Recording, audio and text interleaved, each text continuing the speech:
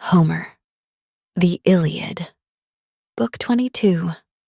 So all through Troy, the men who had fled tyke-panicked fawns were wiping off their sweat, drinking away their thirst, leaning along the city's massive ramparts now while Achaean troops, sloping shields to shoulders, closed against the walls. But there stood Hector, shackled fast by his deadly fate, holding his ground, exposed in front of Troy and the Scaean gates. And now Apollo turned to taunt Achilles. "Why are you chasing me? Why waste your speed? Son of Peleus, you a mortal and I a deathless god. You still don't know that I am immortal, do you? Straining to catch me in your fury. Have you forgotten? There's a war to fight with the Trojans you stampeded. Look, they're packed inside their city walls, but you've slipped away out here. You can't kill me. I can never die. It's not my fate." Enraged at that, Achilles shouted in mid-stride, "You've blocked my way, you distant deadly archer, deadliest god of all. You made me swerve away from the rampart there, else what a mighty Trojan army had gnawed the dust before they could ever straggle through their gates. Now you've robbed me of great glory, saved their lives with all your deathless ease. Nothing for you to fear, no punishment to come. Oh, I'd pay you back if I only had the power at my command." No more words. He dashed toward the city, heart racing for some great exploit, rushing on like a champion stallion drawing a chariot full tilt, sweeping across the plain in easy, tearing strides. So Achilles hurtled on, driving legs and knees, and old King Priam was first to see him coming, surging over the plain, blazing like the star that rears at harvest, flaming up in its brilliance, far outshining the countless stars in the night sky. That star they call Orion's dog, brightest of all but a fatal sign emblazoned on the heavens. It brings such killing fever down on wretched men. So the bronze flared on his chest, as on he raced, and the old man moaned. Flinging both hands high, beating his head and groaning deep, he called, begging his dear son who stood before the gates, unshakable, furious to fight Achilles to the death. The old man cried, pitifully, hands reaching out to him. "Oh, Hector, don't just stand there, don't, dear child, waiting that man's attack. Alone, cut off from friends. You'll meet your doom at once, beaten down by Achilles so much stronger than you, that hard, headlong man. Oh, if only the gods loved him as much as I do. Dogs and vultures would eat his fallen corpse at once. With what a load of misery lifted from my spirit. That man who robbed me of many sons, brave boys, cutting them down or selling them off as slaves, shipped to islands half the world away. Then now there are two, Lycaon and Polydorus. I cannot find them among the soldiers crowding Troy. Those sons Laotho bore me, Laotho, queen of women. But if they are still alive in the enemy's camp, then we'll ransom them back with bronze and gold. We have hoards inside the walls, the rich dowry old and famous Altes presented with his daughter. But if they're dead already, gone to the house of death, what grief to their mother's heart and mine. We gave them life. For the rest of Troy, though, just a moment's grief unless you too are battered down by Achilles. Back, come back. Inside the walls, my boy. Rescue the men of Troy and the Trojan women. Don't hand the great glory to Peleus' son, bereft of your own sweet life yourself. Pity me too. Still in my senses. True. But a harrowed, broken man marked out by doom, past the threshold of old age. And Father Zeus will waste me with a hideous fate, and after I've lived to look on so much horror. My sons laid low, my daughters dragged away and the treasure chambers looted, helpless babies hurled to the earth in the red barbarity of war. My sons' wives hauled off by the Argives' bloody hands, and I last of all, The dogs before my doors will eat me raw, once some enemy brings me down with his sharp bronze sword or spits me with a spear, wrenching the life out of my body. Yes, the very dogs I bred in my own halls to share my table, guard my gates. Mad, rabid at heart, they'll lap their master's blood and loll before my doors. Ah, for a young man, all looks fine and noble if he goes down in war, hacked to pieces under a slashing bronze blade. He lies there dead. But whatever death lays bare, all wounds are marks of glory. When an old man's killed and the dogs go at the gray head and the gray beard and mutilate the genitals, that is the cruelest sight in all our wretched lives. So the old man groaned, and seizing his gray hair tore it out by the roots, but he could not shake the fixed resolve of Hector. And his mother wailed now, standing beside Priam, weeping freely, loosing her robes with one hand and holding out her bare breast with the other, her words pouring forth in a flight of grief and tears. "Hector, my child, look, have some respect for this. Pity your mother, too. If I ever gave you the breast to soothe your troubles, remember it now, dear boy. Beat back that savage man from safe inside the walls. Don't go forth, a champion pitted against him. Merciless, brutal man. If he kills you now, how can I ever mourn you on your deathbed? Dear branch in bloom, dear child I brought to birth, neither I nor your wife, that warm, generous woman.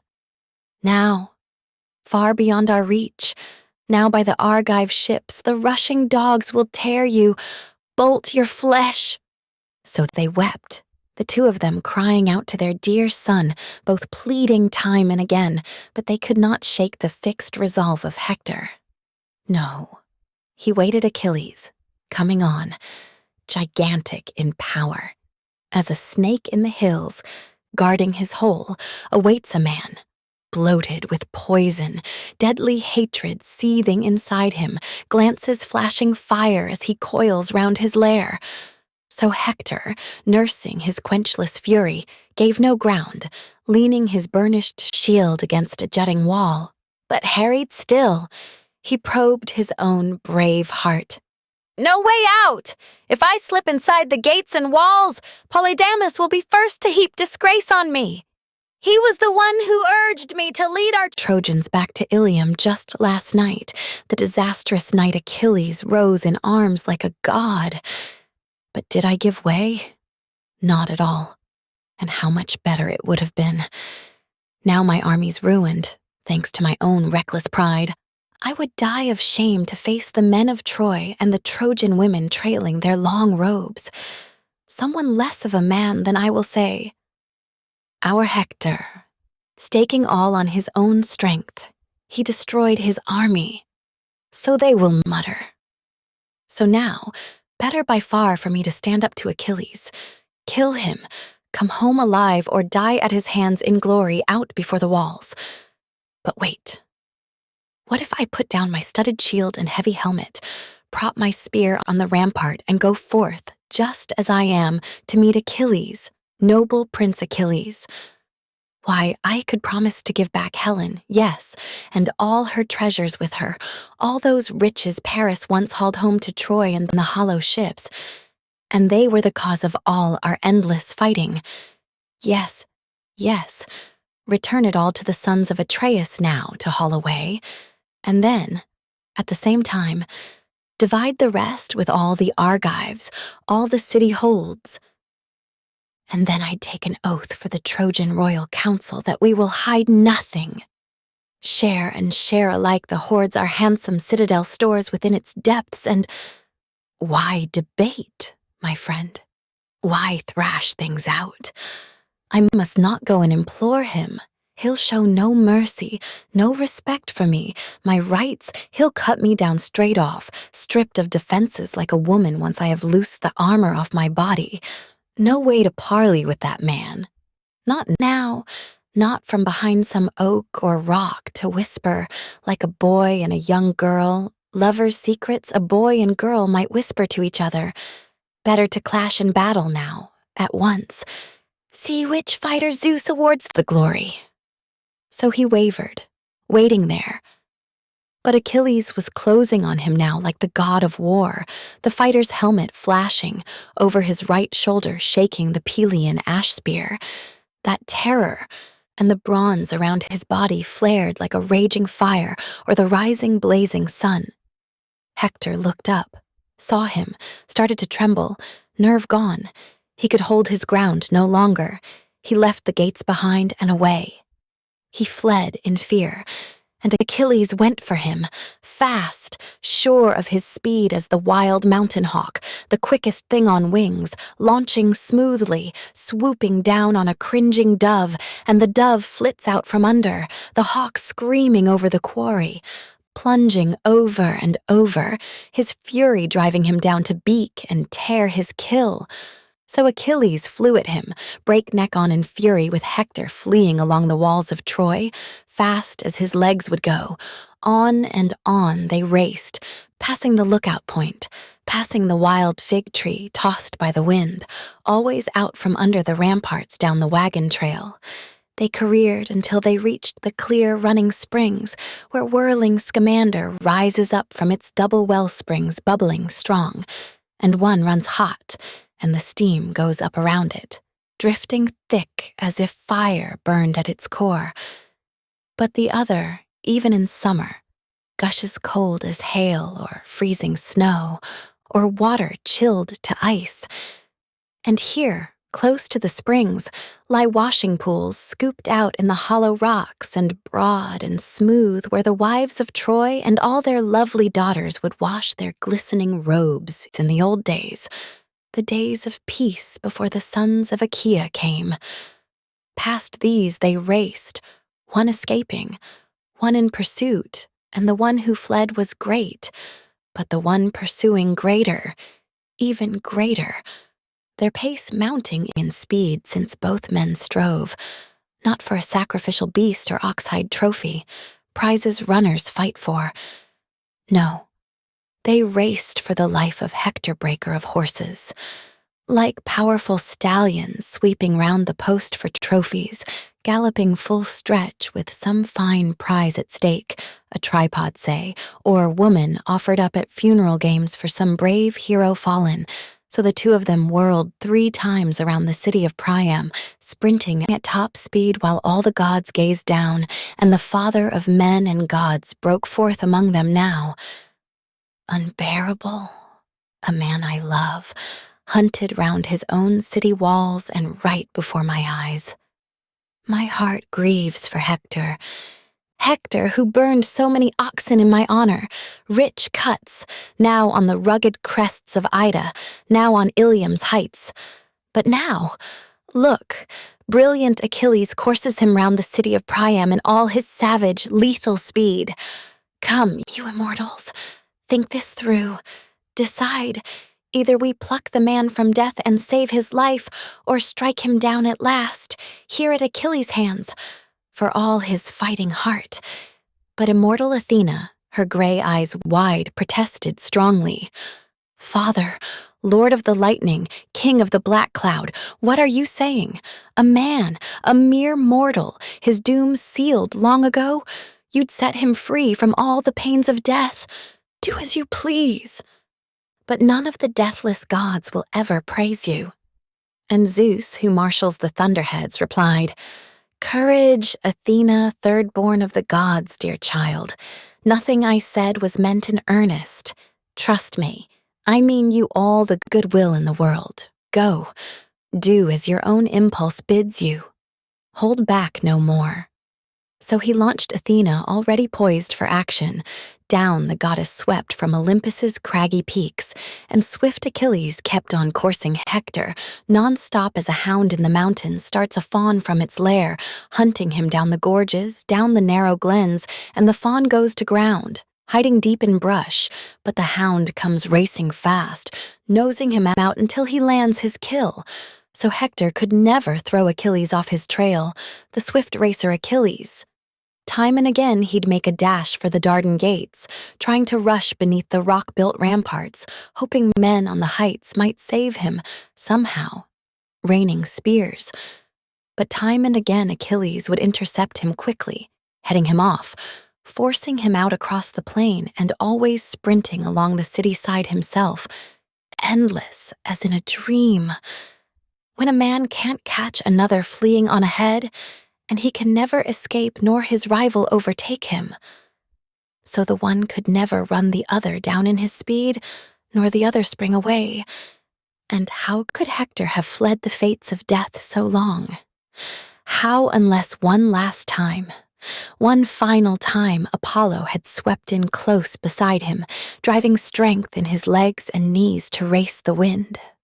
And brilliant Achilles shook his head at the armies, never letting them hurl their sharp spears at Hector. Someone might snatch the glory. Achilles come in second. But once they reached the springs for the fourth time, then Father Zeus held out his sacred golden scales. In them, he placed two fates of death that lays men low, one for Achilles, one for Hector, breaker of horses. And gripping the beam mid-haft, the father raised it high, and down went Hector's day of doom, dragging him down to the strong house of death. And god Apollo left him.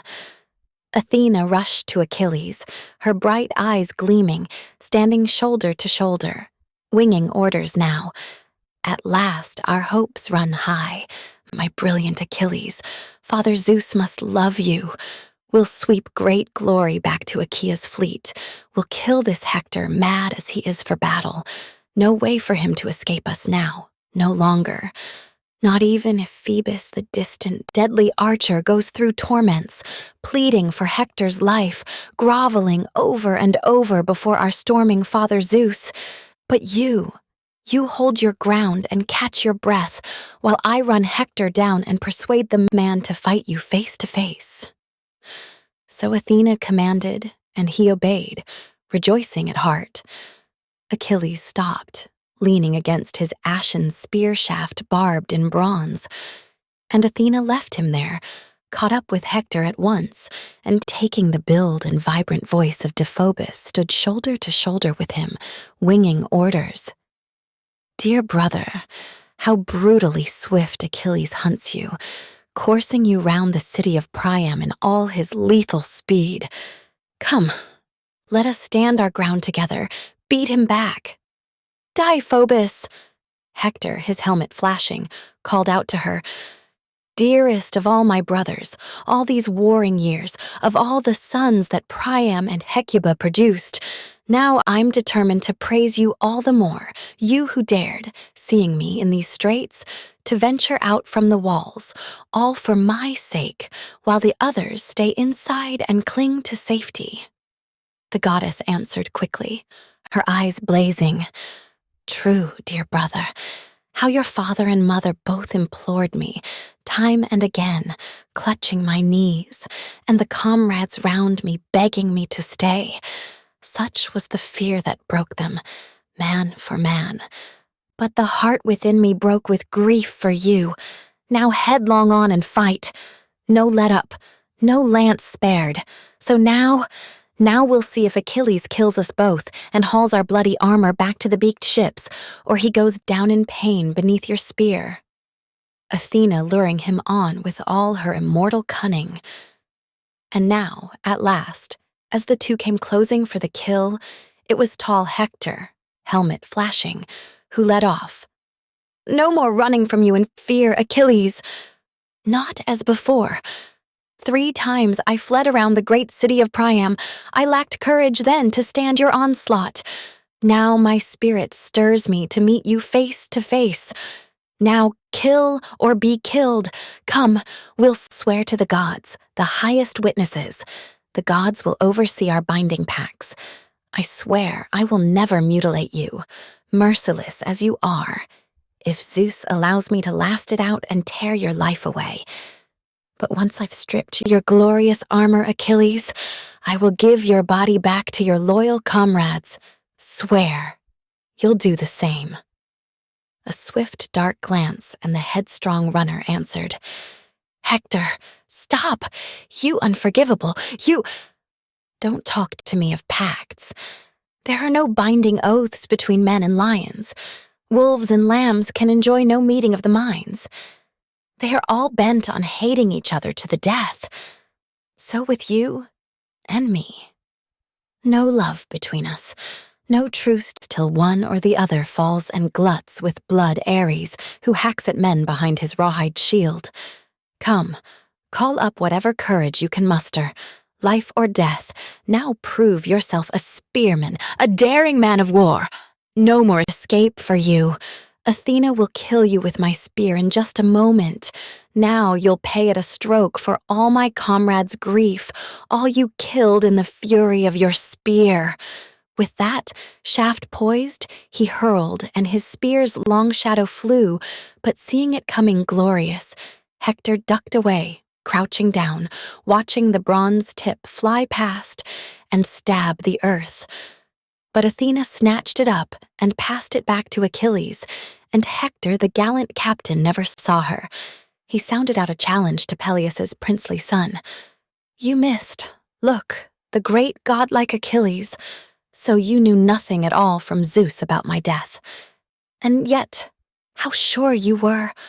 All bluff, cunning with words. That's all you are.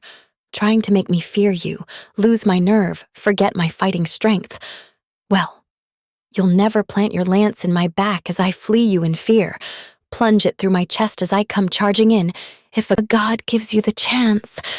But now it's for you to dodge my brazen spear. I wish you'd bury it in your body to the hilt.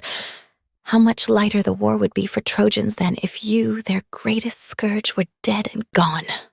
Shaft poised, he hurled, and his spear's long shadow flew, and it struck Achilles' shield, a dead center hit, but off and away it glanced, and Hector seethed, his hurtling spear, his whole arm's power poured in a wasted shot.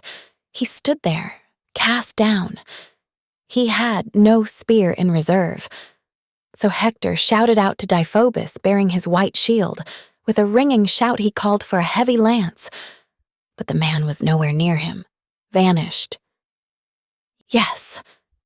And Hector knew the truth in his heart, and the fighter cried aloud, My time has come! At last the gods have called me down to death! I thought he was at my side, the hero Deiphobus. He's safe inside the walls. Athena's tricked me blind, and now death, grim death, is looming up beside me, no longer far away. No way to escape it now. This was their pleasure after all, sealed long ago, Zeus and the son of Zeus, the distant, deadly archer. Though often before now they rushed to my defense. So now I meet my doom. Well, let me die. But not without struggle, not without glory. No, in some great clash of arms that even men to come will hear of down the years.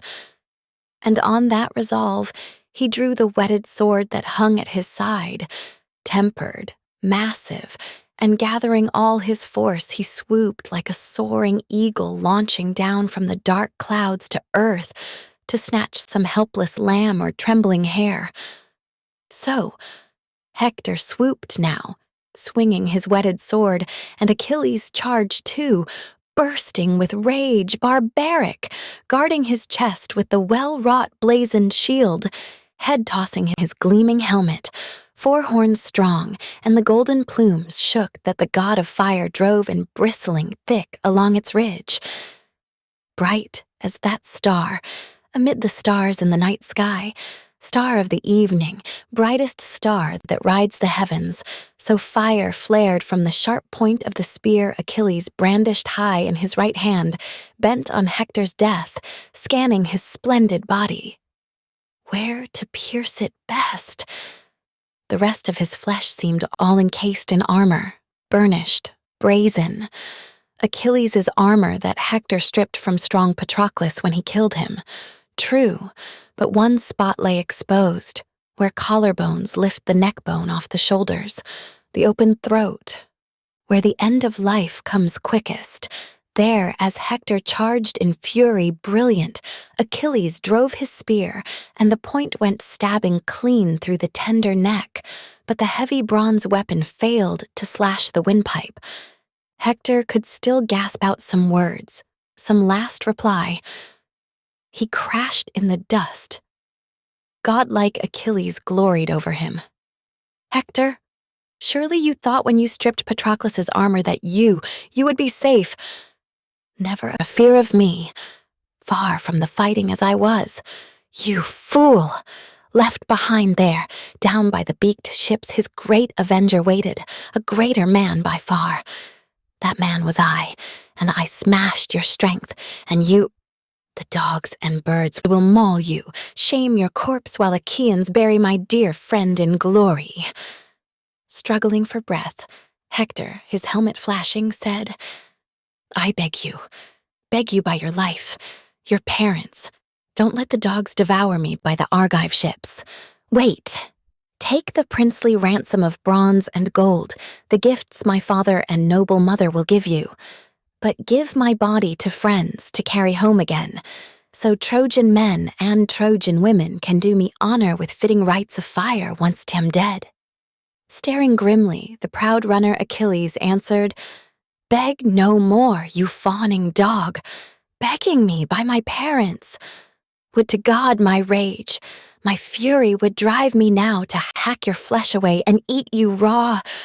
Such agonies you have caused me. Ransom? No man alive could keep the dog packs off you, not if they haul in 10-20 times that ransom and pile it here before me and promise fortunes more. No, not even if Dardan Priam should offer to weigh out your bulk in gold. Not even then will your noble mother lay you on your deathbed, mourn the son she bore. The dogs and birds will rend you blood and bone." At the point of death, Hector, his helmet flashing, said, "I know you well. I see my fate before me. Never a chance that I could win you over. Iron inside your chest, that heart of yours. But now beware, or my curse will draw God's wrath upon your head, that day when Paris and Lord Apollo, for all your fighting heart, destroy you at the Scaean gates." Death cut him short. The end closed in around him. Flying free of his limbs, his soul went winging down to the house of death, wailing his fate, leaving his manhood far behind, his young and supple strength. But brilliant Achilles taunted Hector's body, dead as he was. "Die, die. For my own death I'll meet it freely, whenever Zeus and the other deathless gods would like to bring it on." With that, he wrenched his bronze spear from the corpse, laid it aside, and ripped the bloody armor off the back. And the other sons of Achaea, running up around him, crowded closer, all of them gazing wonder-struck at the build and marvelous, lithe beauty of Hector. And not a man came forward who did not stab his body, glancing toward a comrade, laughing, Look here. How much softer he is to handle now, this Hector, than when he gutted our ships with roaring fire." Standing over him, so they'd gloat and stab his body. But once he had stripped the corpse, the proud runner Achilles took his stand in the midst of all the Argive troops and urged them on with a flight of winging orders. "Friends, lords of the Argives, O my captains, now that the gods have let me kill this man who caused us agonies, loss on crushing loss, more than the rest of all their men combined. Come, let us ring their walls in armor, test them, see what recourse the Trojans still may have in mind. Will they abandon the city heights with this man fallen, or brace for a last dying stand though Hector's gone? But wait, what am I saying? Why this deep debate? Down by the ships a body lies unwept, unburied. Patroclus. I will never forget him, not as long as I'm still among the living, and my springing knees will lift and drive me on. Though the dead forget their dead in the house of death, I will remember, even there, my dear companion. Now, come, you sons of Achaea, raise a song of triumph. Down to the ships we march and bear this corpse on high. We have won ourselves great glory. We have brought magnificent Hector down, that man the Trojans glorified in their city like a god." So he triumphed, and now he was bent on outrage, on shaming noble Hector. Piercing the tendons, ankle to heel behind both feet, he knotted straps of rawhide through them both, lashed them to his chariot, left the head to drag, and mounting the car, hoisting the famous arms aboard, he whipped his team to a run, and breakneck on they flew, holding nothing back. And a thick cloud of dust rose up from the man they dragged, his dark hair swirling round that head so handsome once, all tumbled low in the dust. Since Zeus had given him over to his enemies now, to be defiled in the land of his own fathers, so his whole head was dragged down in the dust. And now his mother began to tear her hair. She flung her shining veil to the ground and raised a high, shattering scream, looking down at her son. Pitifully, his loving father groaned, and round the king his people cried with grief, and wailing seized the city. For all the world as if all Troy were torched, and smoldering down from the looming brows of the citadel to her roots, Priam's people could hardly hold the old man back, frantic, mad to go rushing out the Dardan gates. He begged them all, groveling in the filth, crying out to them, calling each man by name. "Let go, my friends! Much as you care for me, let me hurry out of the city, make my way, all on my own, to Achaea's waiting ships. I must implore that terrible, violent man. Perhaps, who knows, he may respect my age, may pity an old man. He has a father too, as old as I am. Peleus sired him once. Peleus reared him to be the scourge of Troy, but most of all to me. He made my life a hell. So many sons he slaughtered, just coming into bloom. But grieving for all the rest, one breaks my heart the most, and stabbing grief for him will take me down to death. My Hector! Would to God he had perished in my arms. Then his mother, who bore him, oh, so doomed, she and I could glut ourselves with grief. So the voice of the king rang out in tears, the citizens wailed in answer, and noble Hecuba led the wives of Troy in a throbbing chant of sorrow. Oh, my child, my desolation, how can I go on living? What agonies must I suffer now? Now you are dead and gone. You were my pride throughout the city night and day, a blessing to us all, the men and women of Troy. Throughout the city, they saluted you like a god. You were their greatest glory while you lived. Now death and fate have seized you, dragged you down. Her voice rang out in tears, but the wife of Hector had not heard a thing. No messenger brought the truth of how her husband made his stand outside the gates. She was weaving at her loom, deep in the high halls, working flowered braiding into a dark red folding robe. And she called her well-kempt women through the house to set a large three-legged cauldron over the fire so Hector could have his steaming hot bath when he came home from battle. Poor woman. She never dreamed how far he was from bathing, struck down at Achilles' hands by blazing-eyed Athena. But she heard the groans and wails of grief from the rampart now, and her body shook, her shuttle dropped to the ground. She called out to her lovely waiting women, "Quickly, 2 of you follow me. I must see what's happened. That cry, that was Hector's honored mother, I heard. My heart's pounding, leaping up in my throat, the knees beneath me paralyzed. Oh, I know it. Something terrible's coming down on Priam's children. Pray God the news will never reach my ears. Yes, but I dread it so. What if great Achilles has cut my Hector off from the city, daring Hector, and driven him out across the plain, and all alone?